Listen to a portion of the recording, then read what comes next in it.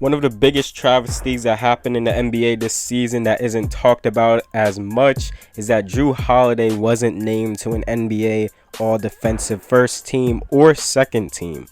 I don't know what more does he have to do to get that respect that he deserves, but he is viewed among his peers as a top defensive guard. Damian Lillard, Kevin Durant gave him that respect. Jrue possesses every great trait in a defensive player, and he always gives you that effort night in and night out. And he is very quiet about it on and off the court. At this point, it's a very close battle between Jrue Holiday and Marcus Smart as being the best defensive guards in the league. Jrue has been in the NBA for over 10 years now, and only twice was he named to an All-NBA defensive team. This is a basketball sin at this point. Jrue is a great on-ball defender and off-ball defender, amazing hands, and just all-around active on the defensive end. He strips defenders on drives, usually when they are getting into a shot, as well as stripping you when you are getting ready to drive the basketball. Always getting a hand on the ball when you least expect him to. He's a two-way guard, and he isn't the best scorer. You probably wouldn't run your offense through him, but he is able to give you 20 points a game, play make, three-point shooting, as well as being a great defender. His value at this point should be sky high, and he is nothing but a huge plus player. Capable of guarding and locking down your team's best player, switching on bigs, and can defend them effectively. Completely active, moving his feet, hustling, active hands. 6'4", 6'3" guard with a 6'7" wingspan. Great upper body, ability to handle stronger players. Great defending in the post against bigs. Doesn't give up and always gives that effort. Has that ability to take contact and not get phased or knocked off his spot so easily. Makes the offensive player really work for their shots, and even if you have him beat, he will come back, recover, and strip the ball from you, forcing a turnover. Defense is all majority of effort given. Then it's understanding who you are guarding, fighting through screens, a lot of communication, knowing your team's personnel. Do I let this guy shoot? How do I force this guy to drive left if they are weak with their left hand? Should I leave this guy with space and sag off of him? How do I defend this player if he really likes to use the pick and roll? I would also throw in strength. Defenders must have a great upper body and being able to quickly move on your feet. Then it's defensive principles, discipline, not falling for fakes, not getting out of position so easily, staying squared and low to your opponent defensively, being able to move your feet well laterally, and then the defensive instincts, timing and effectively blocking a shot, playing the passing lanes for a steal, knowing a player's shot tendencies, awareness of a certain play a team is running, and how to effectively stop it. You can see that Jrue knows and understands what he needs to do to limit a player. Here on this first play, Jrue Holiday is matched on Kristaps in the post. This is a height mismatch. Kristaps not the best post guy, but capable of getting his shot to score over you. Doesn't matter the size, Jrue is willing to fight, playing Kristaps completely tight, close up, not giving Kristaps that airspace to score over him. Good upper body strength Jrue has, and he is able to fight and not be backed down so easily.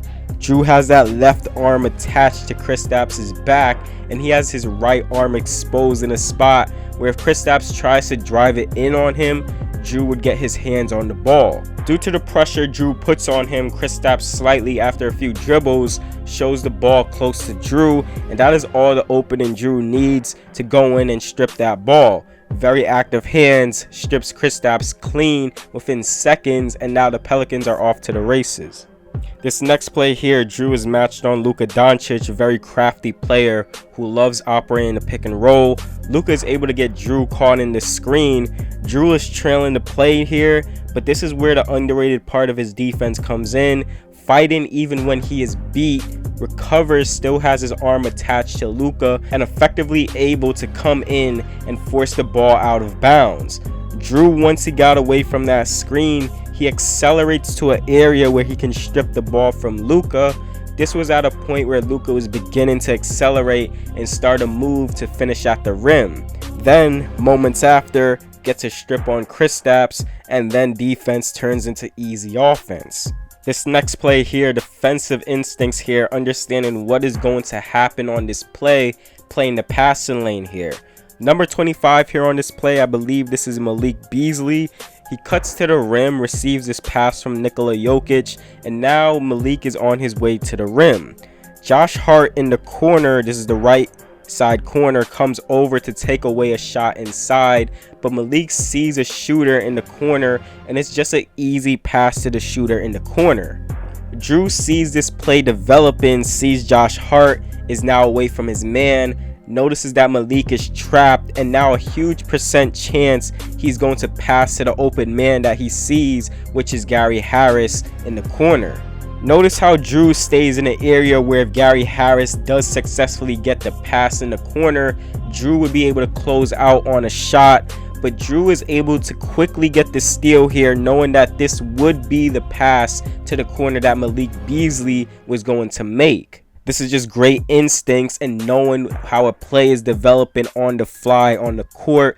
He's a defensive playmaker. Jrue, throughout the whole entire course of the season, has consistently been able to make plays like this, just playing in the passing lane.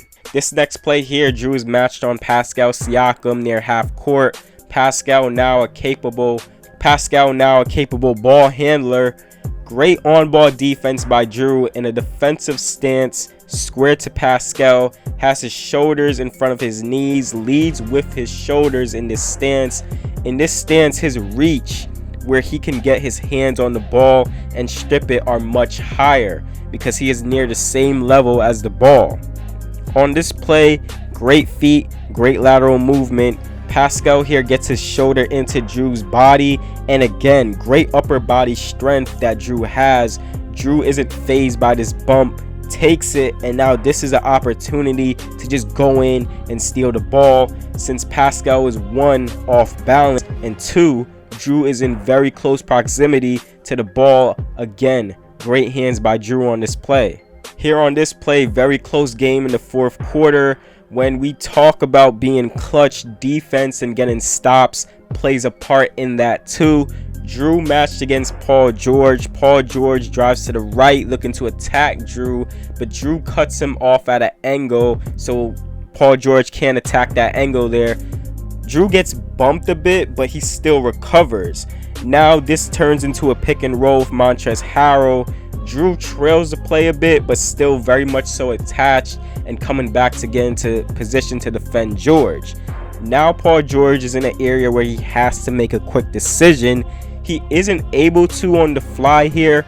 Probably could have just passed it to the corner and just reset, but George goes into an area where 3 Pelicans players are taking away a lane at the rim, plus Jrue Holiday is right there recovering to get back in front of George.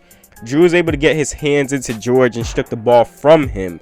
Very clutch defensive play by Jrue here, and a good job by the Pelicans in closing off that lane for Paul George to possibly attack. Going to this next play here, Jrue matched on Tyler Herro, who is a guy capable of creating his own shot and cutting to the rim. Here on this play, Kelly Olynyk was desperate trying to get it to Tyler Herro, but just look at the action from Jrue. Just completely active, a lot of effort given, chasing Tyler Herro around. Herro does get some daylight and beats Jrue for a split second off ball, but Jrue, knowing he gets beat, still looks to recover and get a steal. This is also great timing of diving for this ball, gets it at the very last second, forcing a turnover. Last play here, Jrue is matched on Draymond Green, and this is just knowing the offensive player. Draymond, not the best perimeter threat, not a shot creator or consistent three-point shooter, but is a big body capable of finishing inside. Jrue sags off of him, goes through 2 screens, one in Draymond to shoot. Draymond attacks him, drives inside on Jrue. Jrue has his hands up, staying on his feet, moving, cuts Draymond off at an angle. Jrue gets contact, but still doesn't face him, and now it's just waiting for that opening to strip the ball from Draymond. He gets that opening, and it's an easy strip. Strong and very active hands by Jrue Holiday. Great timing on when to get his hands on the ball. Jrue Holiday is a top defensive guard and deserves his respect as such. He constantly gives effort night in and night out from the defensive end. That will wrap it up for this video. If you did like the video, please do like, comment, and subscribe. I'm trying to reach 5,000 subscribers by the end of the year, and any support in that is truly appreciated. I do more player breakdowns like these on the channel, so if you like this video, you most likely will like my other content. With all that being said, thank you guys for watching this video.